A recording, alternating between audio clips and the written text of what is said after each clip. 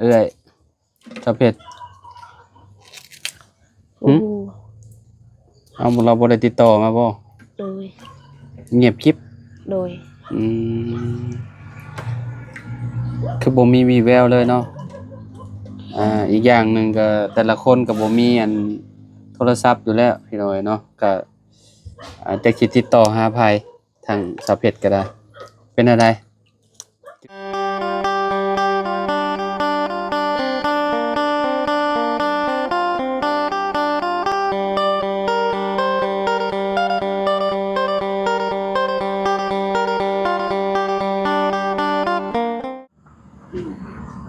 เอากราบสบายดีและสวัสดีเนาะพ่อแม่พี่น้องมื้อนี้มาพบมาพ้อกันกับเฮาอยู่ที่เฮือนน้องตาดังเด้อพี่น้องเด้อเนาะก็บ่ได้พบได้พ้อกันก็หลายมื้อพอสมควรแล้วเนาะพี่น้องก็บ่ฮู้ว่าทางเอื้อยเพิ่นติดต่อมาอยู่บ่หรือว่าจังใดสาวเพชรก็ได้เนาะเพิ่นไปก็โอ้หลายทิศเติบแล้วพี่น้องเอ้ยเนาะก็เพราะว่ามันไกลเนาะเราไปอยู่เวียงจันทน์พวกพี่น้องเนาะทางน้องตาดังบ่ฮู้ว่าเพิ่นเฮ็ดหยังเพิ่นก็ได้เนาะต่างไฟโอ้เฮ็ดกินแรงบ่นี่สบายดีเนาะเฮ็ดหยังนี่น้องต้นหน่อไม้โอ้ขออนุญาตเด้อเอเอาเนาะต้มหน่อไม้ใส่หยังนี่น้อง ใส่ใบมะฮุกเอาคือใส่ใบมะฮุงใส่ให้มันเป็นหยังนี่ให้มันจืดไว้บ่โดยโอ้โอ้มันลวกมือเลยน้องต้มแต่โดนแล้วนี่นะโดนแล้วสงสัยจืดแล้วซะเนาะโดยกินแรงบ่นี่นะโดยบ่มีหยังกินเนาะกินหน่อไม้เนาะมื้อนี้ไผไปหาซะนี่น้องเอื้อยโดยโอ้น้องเด้อบ่ไปหาโดยลองแกะเบิ่งดูว่ามันอันนั้นล่ะบ่มันจืดมันหยังแล้วเจ้าบ่มีอันนั้นบ่เจ้าบ่มีอันบ่วงบ่น้องบ่มีบ่วงตักบ่ไปเอาบ่วงกันโดยเอาพี่น้องเอ้ยเนาะทางน้องเพิ่นก็สิตักไปปอกลองเบิ่งเนาะว่ามันจืดแล้วบ่เพิ่นว่าเนาะเพราะว่าอาหารแรงเพิ่นแหละนี่เนาะกินจักคนนี่2 คน2 คนกับเด้อบ่โดยโอ้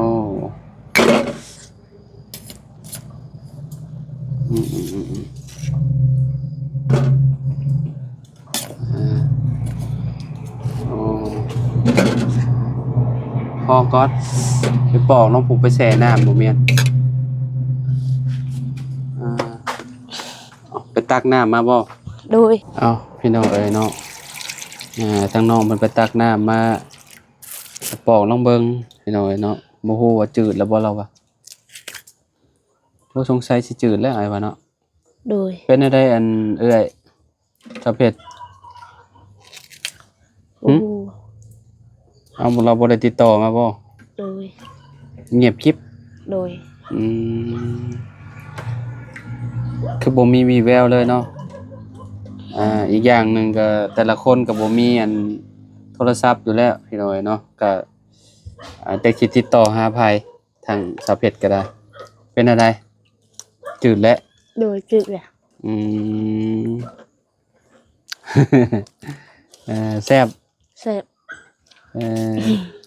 บ่ได้แกงแรงบ่บ่อย่ามาแกงแรงปอกกินกับอันในละลาบ่เนาะโดยกินกับป่นหรือว่าแจ่วพริกนี่แหละติแม่ไปนอนอยู่ไสซั่นน่ะตัวกินข้าว2 คน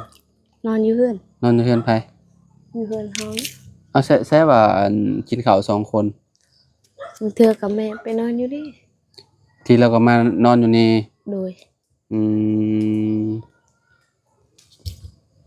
มื้อนี้ได้เราอยู่ไสมึงเราไปหุดข้าวยังบ่มา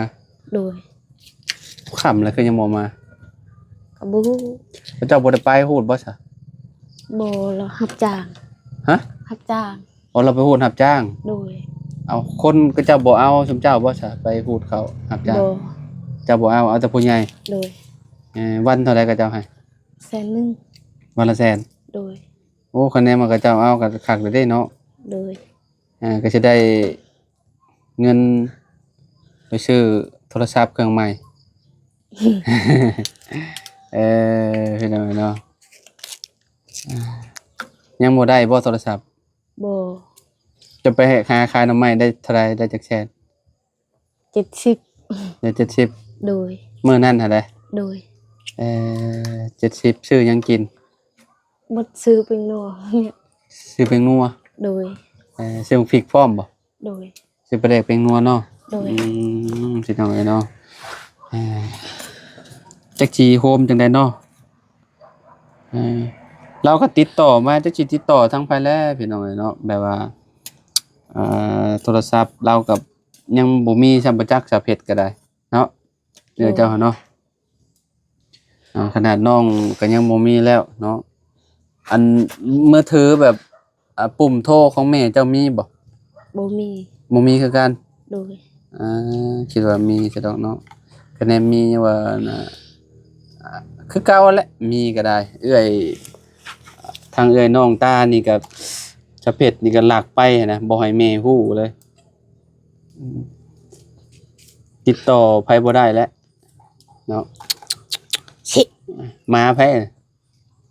ดำ โอ้ยนี่ ๆมาจะบ่ โดย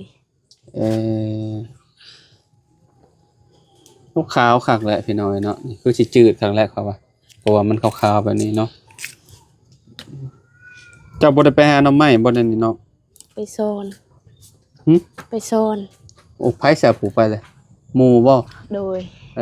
เพิ่นมาเลินน้ำ โดย อืมไปสอดได้บ่ ไปซ่อนห้อยกับ ซ่อนห้อย น้งไม้ ไปกับน้องไม้บ่ โดย อืมบ่ได้เนาะได้บ่หอย ยุคุยุคุหลานห้อย บ่ได้ใช่ไปเบิ่งก่อนหน่อยเนาะฮ่าโอ้เจ้าไปสอนหอยมื้อนี่นะ โดย อืม ไปสิไปหาหน่อไม้บ่มีหมู่ไป มีหมูไป โดย ใส่โอ้ได้หลายเติบเนาะพี่น้องเอ้ยเนาะคือค้างเม่นแบบนี้จักหน่อยมันก็ตายไปเบิดแล้วนี่ โบ บ่ไปบ่ มันออกหมด ฮะ ขี้มันออกหมด ขี่มันออกเบิดแล้วจะไปต้มกินเนาะ โดย อ้ายว่าใส่คู่บัดนี้ยันมันไต่ขึ้นแล้วมันก็ออกไปเบิดนะยันบ่ได้กิน โบ อันนี้บ้านเจ้าห้องหอยหยัง ให้ปัก หอยปางห้องคือกันเนาะ โดย น้องไม้ก็ห้องหอยปางคือกันพี่น้องอันนี้เด้หอยหยัง ห้องยัง ลืมแล้ว บ้านเจ้าห้องหอยหยัง รอลูกรอลูก รอ โดย รอดู อ๋อรอดูเนาะบ้านข่อยห้องหอยจูบหรือว่าหอยขมพี่น้องอ๋อบ้านเจ้าห้องรอดูเนาะ โดย ข่อยฟังนำซุมน้องไม้เพิ่นเว้าแบบเพิ่นเว้าไวหั้นน่ะข่อยรถบ่จื้อพี่น้อยเนาะบ่จื้อปานใดเนาะก็คือฮู้แล้วฮู้นำน้องอันนี้แหละพี่น้องรอดูเนาะ ยากอีหลี ห้องยากเนาะน้องเนาะ โดย เนาะ ชิ ไล่ไปแน่เนาะเฮาตัวแล้วเพิ่นบ่เคยเห็นเพิ่นก็จังเฮานั่นแหละพี่น้องเนาะตอนนี้ก็เรียบร้อยแล้วว่าปอกให้เบิ่งแล้วจืดแล้วพี่น้องเนาะน้องเด้อไปใช้ซะจะบ่เห็นเรา บูเราไปเล่นแล้วกิน เราไปเล่น โดย เราไปเฮ็ดเวียกหยังมื้อนี้ เราไปหาหน่อไม้บ่มีเฮ็ดเบียดหยัง ไปหาหน่อไม้ โดย อืมเจ้าก็มาเอิ้นไปใช้มาเอิ้น ไปสิไปหาหน่อไม้ หาหน่อไม้มาขาย โดย คือแบบว่าเจ้าสั่งบ่หรือใดๆก็เจ้าสั่งนำเจ้าบ่ บ่ไปขายอยู่ เอาไปขายหม่องเก่า โดย ไปพอได้ซื้อปลาแดกแป้งนัวเนาะ โดย ซื้ออาหารการกินข้าวได้ใส่ซุมเจ้าชื่อข้าวโลคือเก่าบ่ โดย อืมซื้อมาหลายเติบแล้วข้าวโล โดย ไผซื้อมาให้ ซื้อเองแหละ เงินไผซื้อ กับอีแม่ซื้อ อืมซื้อข้าวให้หรือข้าวนา เขาให้ ข้าวให้เนาะพี่น้องเอ้ยเนาะข้าวเที่ยงกินเรียบร้อย ยังบ่ได้กิน ฮะ ยังบ่ได้กิน ยังบ่ได้กินข้าวเที่ยง โดย อืข้าวเที่ยงก็ยังบ่ได้กินแต่ข้าวเช้าบ่ โดย โอ้คือกันเลยข้อยก็บ่ได้กินพี่น้องเอ้ยเนาะบ่ได้กินข้าวเช้ากินแต่ข้าวเที่ยงอย่างเดียวเลย กิน2คาบนะมื้อหนึงข้อยก็ได้ กินบ่ได้หลายนะอืมอันนี้ก็ปอกไว้จักหน่อยก็ไปกินกับป่นกับหยังก็แซ่บแล้วหน่อไม้นี่เนาะมันอยากเบิดแล้วบ่ซะน้องมันคือมีแต่แหนงนิดหน่อย โดยมันสิหมดแหละ เออเบิดหน้าหน่อไม้นี่เฮ็ดแนวใดบัดนี่ไปหาหยัง บ่ฮู้แหละ แถวนี้ก็เจ้าอันน่ะรับซื้ออยู่บ่แคม บ่มีแคม ฮะ ยังบ่ฮอด บ่ว่าก็เจ้าก็ซื้ออยู่บ่แคมมันเบิดหน้าพ้นนี่หน้าหนาวมันก็มีแล้วแคมเนาะ โดย ประมาณ ก็ซื้อ เดือนเดือนหยังเดือน1เดือน2ที่มันออกเนาะ โดย เพราะว่าเวียดก็เจ้าสิรับซื้อเอาไปเฮ็ดการพลอย เทื่อก็เราเทิงเฮานี่แหละซื้อ ชื่อเนาะ โดย เจ้าเอาไปขายต่อเนาะ โดย เจ้าก็เคยไปบ่เนาะ บ่เคยบางเทื่อก็ไปบางเทื่อก็บ่เคย เจ้าก็เคยไปหามาขายบ่หรือว่าบ่เคย เคยบ่เคยก็ไปกับเอื้อย ไปกับเอื้อย โดย ตอนสะเพ็ดอยู่บ่เลยใด โดย ไปกับสะเพ็ดนะบ่ โดย อืมพี่น้องก็บ่ฮู้ว่าทางสะเพ็ดเพิ่นมีโทรศัพท์หรือบ่เนาะคันว่าเพิ่นมีก็ติดต่อหาไผบ่ได้ดอกเพิ่นต้องมาบ้านอย่างเดียวเนาะคิดว่าแม่ก็มื้อนี้เราไปหารับจ้างเราก็บ่อยู่เนาะแม่ทางน้องตาดังเพิ่นนี่แหละพี่น้องน้องตาดังก็อยู่เฮือนเนาะบ่ได้อยู่และเราก็ได้ไปหาอันน่ะไปหาสอนหอยสอนหยังกับน้องไม้พี่น้องไปนำกันตลอดบ่ซุมเจ้ากับน้องไม้ โดย เวลาไปหาน้องไม้ก็ไปนำกันบ่ โดย อืมพี่น้องเอ้ยเนาะนึ่งข้าวแรงแล้วบ่น้อง นึ่งแล้ว นึ่งแล้วแหละ โดย อ้ายเห็นคือบางคนแบบเพิ่นบางทีเพิ่นก็บ่อุ่นบ่หยังหั่นน่ะบางทีก็กินข้าวเย็นที่ว่ามันอ่าสมมุติว่ามันยังหลายหั่นน่ะมันยังหลายเพิ่นก็สิบ่อุ่นบ่หยังซุมเจ้าก็บ่อุ่นบ่บางที บางทีก็อุ่นบางทีก็บ่ อ๋อบางทีก็อุ่นติ โดย บางทีก็กินเลยเนาะ โดย มันคือแบบข้าวเนาะพี่น้องนี่ข้าวไห้นี่1หลายรอบก็บ่เป็นหยังเพราะว่ามันแข็งเนาะ1 4 5รอบก็คือเก่าพี่น้องเอ้ยบ่เหนียวบ่หยังเนาะ